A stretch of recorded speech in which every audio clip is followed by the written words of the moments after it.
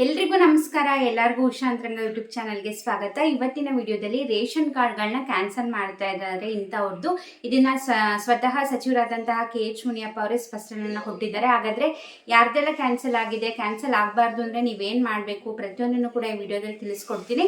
ಹಾಗಾಗಿ ವಿಡಿಯೋನ ಸ್ಕಿಪ್ ಮಾಡ್ದಲೇ ಸಂಪೂರ್ಣವಾಗಿ ನೋಡಿ. ಹಾಗೆ ನಿಮ್ಮ ಫ್ರೆಂಡ್ಸ್ ಆ್ಯಂಡ್ ಫ್ಯಾಮಿಲಿಗೂ ಕೂಡ ಈ ವಿಡಿಯೋನ ಶೇರ್ ಮಾಡಿ. ಯಾಕಂದರೆ ನಿಮ್ಮ ರೇಷನ್ ಕಾರ್ಡ್ಗಳು ಕ್ಯಾನ್ಸಲ್ ಮಾಡ್ತಾ ಇದ್ದಾರೆ ಸ್ಟ್ರಿಕ್ಟಾಗಿ. ಹೌದು, ದಯವಿಟ್ಟು ನೆಗ್ಲೆಕ್ಟ್ ಮಾಡೋಕ್ಕೆ ಹೋಗಬೇಡಿ. ಯಾಕಂದರೆ ಇವಾಗ ಹೊಸದಾಗಿ ರೇಷನ್ ಕಾರ್ಡ್ಗೆ ಅಪ್ಲೈ ಮಾಡೋಕ್ಕೆ ಅವಕಾಶನೇ ಮಾಡಿಕೊಡ್ತಿಲ್ಲ. ಅಂಥದ್ರಲ್ಲಿ ನಿಮ್ಮ ರೇಷನ್ ಕಾರ್ಡ್ ಇದ್ದು ಕೂಡ ಕ್ಯಾನ್ಸಲ್ ಆಯಿತು ಅಂದರೆ ಮತ್ತೆ ರೀಅಪ್ಲೈ ಮಾಡೋಕ್ಕೆ ತುಂಬಾ ತೊಂದರೆ ಆಗುತ್ತೆ. ಸೊ ಹಾಗಾಗಿ ವಿಡಿಯೋನ ಪೂರ್ತಿಯಾಗಿ ನೋಡಿ, ವಿಷಯ ತಿಳ್ಕೊಂಡು ನಿಮ್ಮ ಫ್ರೆಂಡ್ಸ್ ಆ್ಯಂಡ್ ಫ್ಯಾಮಿಲಿಗೂ ಕೂಡ ವಿಷಯನ ತಿಳಿಸಿ.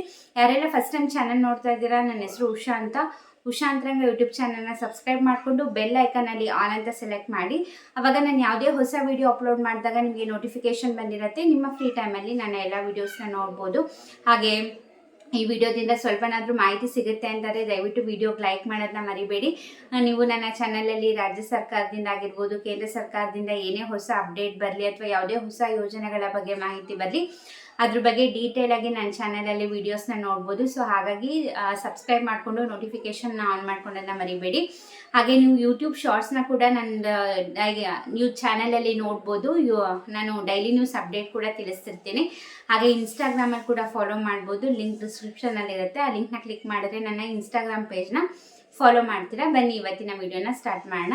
ನಾನು ಆಗಲೇ ಹೇಳ್ದಂಗೆ ರೇಷನ್ ಕಾರ್ಡ್ಗಳನ್ನ ಕ್ಯಾನ್ಸಲ್ ಮಾಡ್ತಾ ಇದ್ದಾರೆ. ಅದು APL ಆಗಿರ್ಬೋದು, BPL ಆಗಿರ್ಬೋದು, ಅಂತ್ಯೋದಯ ಕಾರ್ಡ್ ಆಗಿರ್ಬೋದು. ನೀವು ಈ ಕೆಲಸ ಮಾಡಿಲ್ಲ ಅಂದರೆ 100% ನಿಮ್ಮ ಕಾರ್ಡು ಕ್ಯಾನ್ಸಲ್ ಆಗುತ್ತೆ.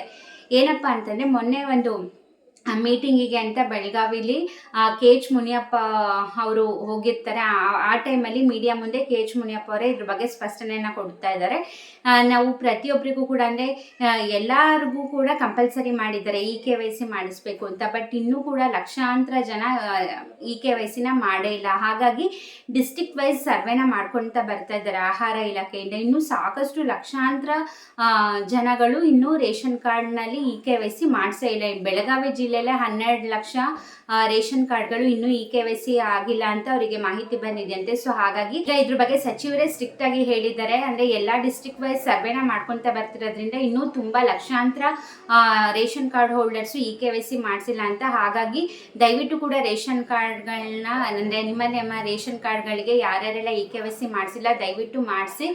ಯಾಕಂದರೆ ಇವಾಗ ಅಧಿಕಾರಿಗಳೇ ನಿಮಗೆ ಎಚ್ಚರನ ಕೊಡ್ತಾ ಇದ್ದಾರೆ, ಇನ್ನು ಮುಂದೆ ಮಾಡಿಸ್ಲೇಬೇಕು ಅಂತ ನಿಮಗೆ ಇನ್ಫಾರ್ಮ್ ಕೂಡ ಮಾಡ್ತಾ ಇದ್ದಾರೆ EKYC ಮಾಡಿಸಿ ಅಂತ.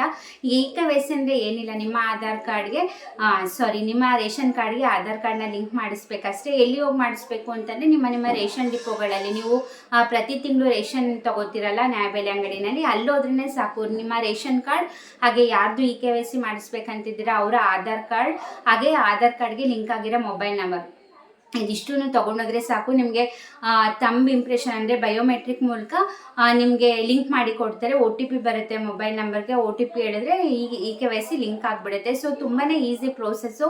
ಬಟ್ ತುಂಬ ಜನ ನೆಗ್ಲೆಕ್ಟ್ ಮಾಡ್ತಿದ್ದಾರೆ, ಯಾಕೆ ಅಂತ ಗೊತ್ತಿಲ್ಲ. ಇದನ್ನು ಪ್ರತಿಯೊಬ್ಬರು ಕೂಡ ಮಾಡಿಸ್ಲೇಬೇಕು. ನಿಮ್ಮ ಹತ್ರ ರೇಷನ್ ಕಾರ್ಡ್ ಇತ್ತು ಅಂತಂದರೆ ಕಂಪಲ್ಸರಿಯಾಗಿ ಮಾಡಿಸ್ಲೇಬೇಕು. ಅದು BPL, APL ಹಾಗೆ ಅಂತ್ಯೋದಯ ಕಾರ್ಡ್ ಪ್ರತಿಯೊಬ್ಬರು ಕೂಡ ಮಾಡಿಸ್ಲೇಬೇಕು. ಹಾಗೆ ಮೇನ್ ಪರ್ಸನ್ ಅಂದರೆ ಯಜಮಾನಿ ಯಾರಿರ್ತಾರೋ ಅವರೊಬ್ಬರೇ ಅಲ್ಲ. ನಿಮ್ಮ ಮನೇಲಿ 5 ಜನ ಇದ್ದೀರಾ ಅಂತಂದರೆ 5 ಜನದ್ದು ಕೂಡ ಕಂಪಲ್ಸರಿಯಾಗಿ EKYC ಆಗಿರಲೇಬೇಕು. ಸೊ ಇದಕ್ಕೆ ಇವಾಗ ಜನವರಿ ಪೂರ್ತಿ ಅವಕಾಶನ ಮಾಡಿಕೊಟ್ಟಿದ್ರು, ಜನವರಿ 31ನೇ ತಾರೀಕುವರೆಗೂ. ಬಟ್ ಆಮೇಲೆ ಕೂಡ ಇನ್ನೂ ಮಾಡಿಸಿಲ್ಲ ಅಂತ ಮತ್ತೆ ಪೋಸ್ಟ್ಪೋನ್ ಮಾಡಿದ್ರು, ಫೆಬ್ರವರಿ 15ನೇ ತಾರೀಕುವರೆಗೂ ಪೋಸ್ಟ್ಪೋನ್ ಮಾಡಿದ್ರು. ಬಟ್ ಇವಾಗ ಈ ಸರ್ವೆ ಮುಖಾಂತರ ಇನ್ನೂ ಕೂಡ ಲಕ್ಷಾಂತರ ಜನದ ಪೆಂಡಿಂಗ್ ಇದೆ ಅಂದ್ಬಿಟ್ಟು ಈಗ ಮತ್ತೆ ಪೋಸ್ಟ್ಪೋನ್ ಮಾಡಿದ್ದಾರೆ 5 ದಿನಗಳ ಕಾಲ. ಅಂದರೆ ಫೆಬ್ರವರಿ 20ರವರೆಗೂ ಲಾಸ್ಟ್ ಡೇಟ್ನ ಅನೌನ್ಸ್ ಮಾಡಿದ್ದಾರೆ, ಅಂದರೆ ಎಕ್ಸ್ಟೆಂಡ್ ಮಾಡಿದ್ದಾರೆ. ಸೊ ದಯವಿಟ್ಟು ನೆಗ್ಲೆಕ್ಟ್ ಮಾಡೋಕ್ಕೆ ಹೋಗಬೇಡಿ. ಪ್ರತಿಯೊಬ್ಬರು ಕೂಡ EKYC ಮಾಡಿಸ್ಲೇಬೇಕು. ಇನ್ನೂ ಕೂಡ ನೀವು ಮಾಡಿಸಿಲ್ಲ ಅಂದರೆ ಖಂಡಿತವಾಗ್ಲೂ ನಿಮ್ಮ ರೇಷನ್ ಕಾರ್ಡ್ ಕ್ಯಾನ್ಸಲ್ ಆಗುತ್ತೆ. ಒಂದ್ಸತಿ ರೇಷನ್ ಕಾರ್ಡ್ ಕ್ಯಾನ್ಸಲ್ ಆಯಿತು ಅಂದರೆ ಅದರಿಂದ ಬರ್ತಿರೋ ಸೌಲಭ್ಯಗಳು ಪ್ರತಿಯೊಂದು ಕೂಡ ಕ್ಯಾನ್ಸಲ್ ಆಗುತ್ತೆ. ಅಕ್ಕಿ ಅಂದರೆ ನ್ಯಾಯಬೆಲೆ ಅಂಗಡಿನಲ್ಲಿ ತಗೊಳ್ಳುವ ಅಕ್ಕಿ ಆಗಿರ್ಬೋದು, ಅಥವಾ ಗೃಹಲಕ್ಷ್ಮಿ ಯೋಜನೆ ಆಗಿರ್ಬೋದು, ಅಥವಾ ಅನ್ನಭಾಗ್ಯ ಯೋಜನೆ ಅಕ್ಕಿ ದುಡ್ಡು ಆಗಿರ್ಬೋದು, ಅಥವಾ ನೀವು ಯಾವ್ದಾರ ಸ್ಕೀಮ್ ಸರ್ಕಾರದಿಂದ ತಗೊತಿದ್ದೀರಾ ಅಂದರೆ ಯಾವ ಹಣ ಕೂಡ ಬರೋದಿಲ್ಲ ಒಂದ್ಸತಿ ಕ್ಯಾನ್ಸಲ್ ಆಯಿತು ಅಂದರೆ. ಸೊ ಕೊಟ್ಟಿರೋ ಅವಕಾಶನ ಪ್ರತಿಯೊಬ್ಬರು ಕೂಡ ಉಪಯೋಗಿಸ್ಕೊಳ್ಳಿ. ಹಾಗೆ ನಿಮ್ಮ ಫ್ರೆಂಡ್ಸ್ ಆ್ಯಂಡ್ ಫ್ಯಾಮಿಲಿಗೂ ಕೂಡ ಈ ವಿಡಿಯೋ ಲಿಂಕ್ನ ಶೇರ್ ಮಾಡಿ. ಪ್ರತಿಯೊಬ್ಬರದ್ದು ಕೂಡ EKYC ಕಂಪಲ್ಸರಿ. ಇದಾಗಿತ್ತು ರೇಷನ್ ಕಾರ್ಡ್ ಬಗ್ಗೆ ಹೊಸ ಅಪ್ಡೇಟ್. ಇದೇ ರೀತಿ ಸರ್ಕಾರದ ಅಪ್ಡೇಟ್ಗೋಸ್ಕರ ಚಾನೆಲ್ನ ಸಬ್ಸ್ಕ್ರೈಬ್ ಮಾಡಿ. ಹಾಗೆ ಗೃಹಲಕ್ಷ್ಮಿ ಯೋಜನೆ ಹಣ ಜಮೆ ಆಗೋದ್ರಲ್ಲೂ ಕೂಡ ಬಹುದೊಡ್ಡ ಬದಲಾವಣೆ ಆಗಿದೆ. ಅದನ್ನ ಆಲ್ರೆಡಿ ನಾನು ವಿಡಿಯೋ ಮಾಡಿ ತಿಳಿಸಿದ್ದೀನಿ, ದಯವಿಟ್ಟು ಅದನ್ನ ಕೂಡ ಚೆಕ್ ಮಾಡಿ. ಇನ್ನು ಮುಂದೆ ಗೃಹಲಕ್ಷ್ಮಿ ಯೋಜನೆ ಹಣ ನಿಮಗೆ ಯಾವ ರೀತಿ ಬರುತ್ತೆ, ನೀವೇ ಹೋಗಿ ಕಲೆಕ್ಟ್ ಮಾಡಬೇಕಾ ಅಥವಾ ಯಾರು ನಿಮ್ಮ ಅಕೌಂಟ್ಗೆ ಹಾಕ್ತಾರೆ, ಪ್ರತಿಯೊಂದು ಕೂಡ ನಾನು ವಿಡಿಯೋ ಮಾಡಿ ತಿಳಿಸಿದ್ದೀನಿ. ಸೊ ಅದನ್ನ ಕೂಡ ಚೆಕ್ ಮಾಡಿ.